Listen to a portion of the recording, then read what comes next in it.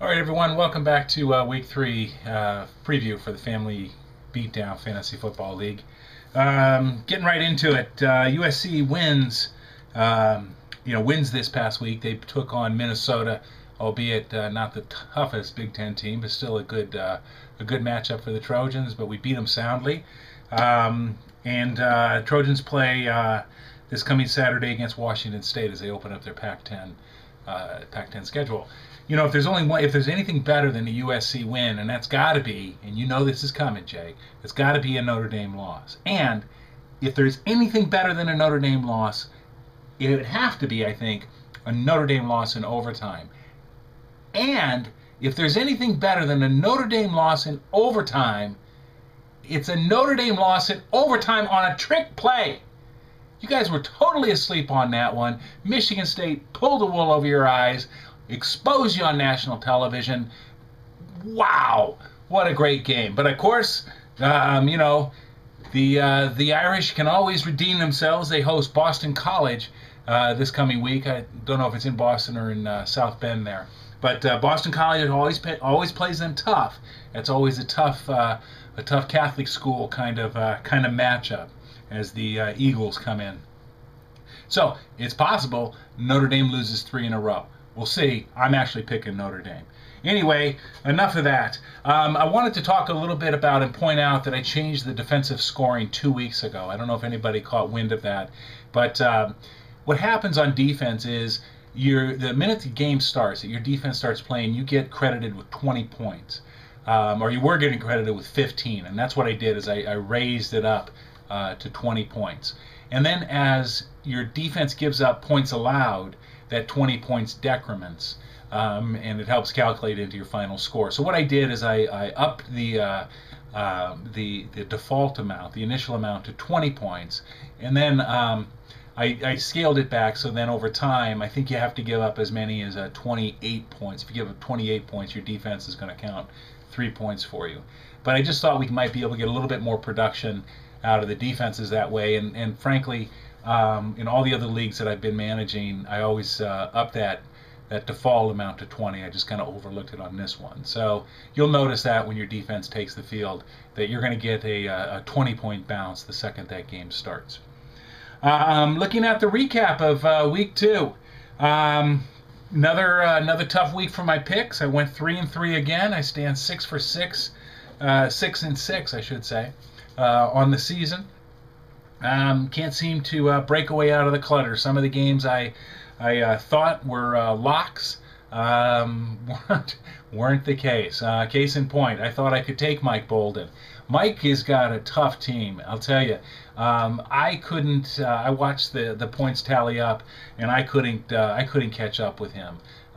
He got stellar performance out of Andre Johnson, out of Reggie Wayne. Deshaun Jackson goes off for 20. His defense, the Miami defense, who played against Minnesota and gave Brett Favre all he could handle, way to go, scored 27. It was just too much. So Mike Bolden rips me a new one. Another upset, Deceptions. Let me down, man. I thought the Deceptions were looking good, but Veronica Bolden scores 151 points. Well, let's do the math real quick. Out of that one household there in Pennsylvania, there were 320 some odd fantasy points scored, and that's pretty amazing. I don't know if anybody's going to be able to get any higher than the 173 that Mike posted this weekend, and Veronica, the 152 was awesome. Jake, you were the upset too. I picked North Mac to take you, and it didn't turn out that way. Mac slips to 0-2. 0-2. He needs some help. Michael Bush put up a big goose egg for you there, Al. And Tom Brady in that Jets game, the Jets gave the Patriots fits, so Brady didn't have a stellar game. Jake, you come through. Romo, Nakeem Hicks, that's a good pick. Ryan Matthews, again, the stud out of Fresno State. D'Angelo Williams, all pulling through for you. In the case of the team that didn't want to win, this game came down to the last few minutes, the last quarter, I think it was, on Monday night, as Quincy just eked out a 4-point win over Rednecks. Rednecks have slipped to 0-2 as well. Quincy remains unbeaten, but I did pick that one, I'll have you know. Nads looks strong relatively, 20-point favorite, 20-point winner over Girard Invincibles. Going to have a strategy session with Dad on Saturday. Hopefully we can pull together. I don't think the power tandem of Reggie Bush. You had Reggie Bush and he broke his leg, and Tim Hightower I'm not so sure about either. And one thing to point out, both Paul and Dad are going with that 2 tight end strategy. Jermaine Gresham and John Carlson for Dad, and Paul, who actually has some quality tight ends in that, but still it befuddles me why he has 2. Chris Cooley and Vernon Davis. Mud Dogs remains perfect. Rick remains perfect at 2-0, and Tyson, you're slipping, bro, 0-2. Big game out of Aaron Rodgers. They look strong against Buffalo. They walked past them. Way to go, Packers! I think you're gonna walk away with that NFC Central title. You can get a playoff berth. Javad Best. That was a solid pick from Cal. He goes off for 41.2 points to help Rick pile it on to Mean Machine. Tyson, you need to look at your running backs. I think Willis McGahee giving you a point. Ahmad Bradshaw is a pretty good pick, but I'm not liking Carnell Williams, and like I said, I don't think McGahee's where you need to be. Any rate, 3-3 last week, 6-6, 6-6 for the year. One thing to point out: next week, week 4, bye week start. Next week, the Cowboys, the Chiefs, the Vikings, and the Tampa Bay Buccaneers will all be playing golf for the weekend. So get your rosters adjusted. You may have to make some moves in order to cover those spots. We don't have very deep benches here in the Family Beatdown League. We only carry 4 on the bench. So you're going to start seeing people having to make some pretty drastic moves in order to cover for those bye weeks. Now, taking a look at week 3 in our marquee matchup, Smell This versus Team Quincy, father versus son. I need to show some respect here. I'm actually projected not to do as good as Team Quincy this year, this weekend, and actually. Manning is facing Denver, and Adrian Peterson has Detroit. He should be able to go wild. And Jamal Charles against San Francisco. San Francisco's got a tough D, as we saw on Monday night. Flacco's going against Cleveland. He should go crazy.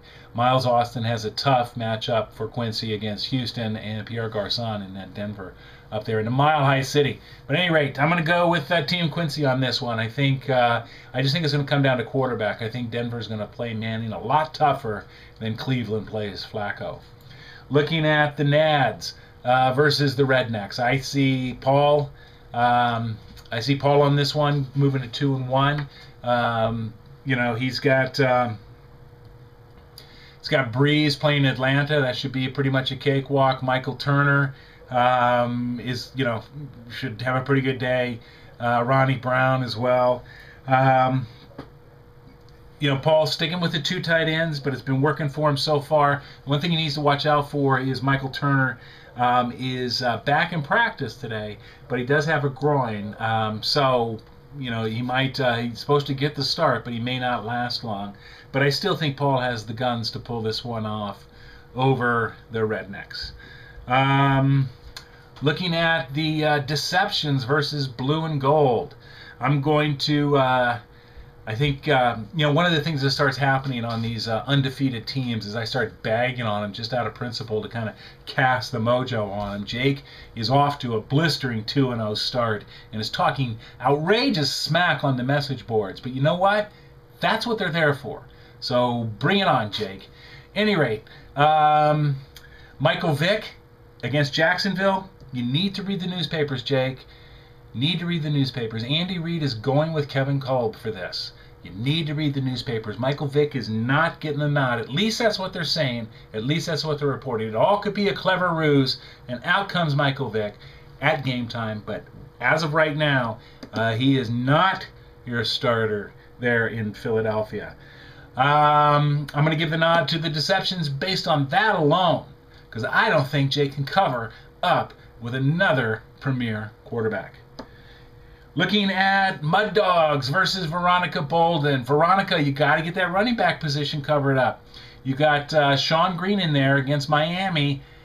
You know, Sean has worked himself into that number 2 spot after being number 1 on the depth chart. LaDainian has showed himself to be rejuvenated there in New York, and I believe that he's going to get most of the carries. And I hate to see this happen. I got Sean Green in another league, but he's the number 2 guy. Now, your other running back is open right now. So, Veronica, you got to get that running back spot covered up. Mud Dogs, looking really respectable. Aaron Rodgers against the Bears. Yeah, that's a given right there. The Bears are going to get spanked.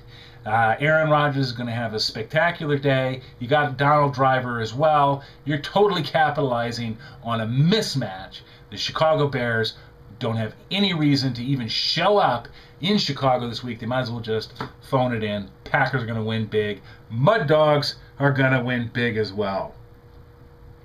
Looking at Grandpa, Gerard Invincibles versus Mike Bolden. Mike Bolden, you're one of those undefeated teams, one of those 2-0 teams. You're starting to get on my last nerve here. So, but I do think you're going to have the guns this week. Phillip Rivers against Seattle. Seattle's not that good this year. Deshaun Jackson against Jacksonville. You know, Deshaun went crazy last weekend. You got your Miami defense against the Jets. The Jets have had their problems getting the offense going, and this is a division game. So the Jets and the Dolphins will beat the crap out of each other. Dad, you and like I said, you and I are going to have a strategy session on Saturday. We got to do something. Got to do something about Quentin Ganther. Quentin Ganther. He is I don't know who he is. He's a running back, and you got him in a starting role, and I just don't think he belongs there. And the 2 tight ends, we got to work on that. And Chad Henne. You know I don't like me no Chad Henne. So anyway, I give that to Mike Bolden. And looking at our game of the week, Alex versus Tyson. Brother versus brother. 0-2 team versus 0-2 team. Somebody has to win. Somebody gets a W this week. And right now, it looks like that somebody is going to be North Macattac. Alex has got Tom Brady against Buffalo. Buffalo is not good, and this is a division game. And New England got smacked around by the Jets last week, and I think Brady's going to be pissed. He's going to come out and unleash on you. And I think when you look at the head-to-head matchup on quarterback, Tom Brady versus nobody, Tyson, get a quarterback in there, buddy. Get a quarterback in there and get rid of Willis McGahee. You know, even though he's running against Cleveland this weekend, he's like the 2nd or 3rd choice there in Baltimore.